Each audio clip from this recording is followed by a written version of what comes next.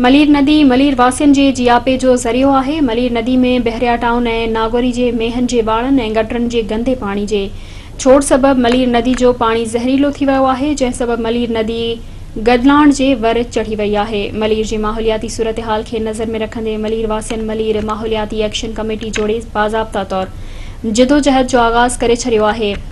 उन सिलसिले में अवामी प्रेस क्लब मलीर में गॾिजाणी घुराई वई। गॾिजाणी में मलीर जे सियासी समाजी अॻवान तौड़े मलीर माहौलियाती एक्शन कमेटी जी अॻवाननि मोहम्मद सिद्दीक बलोच, तारिक अज़ीज़, सहाफ़ी सामी मेमण, अब्दुल गनी मेमण, सिंधी मज़दूर तहरीक अॻवान ज़ुबैर नुनारी, अवामी तहरीक अॻवान रफ़ी लगारी इजलास में शिरकत कई।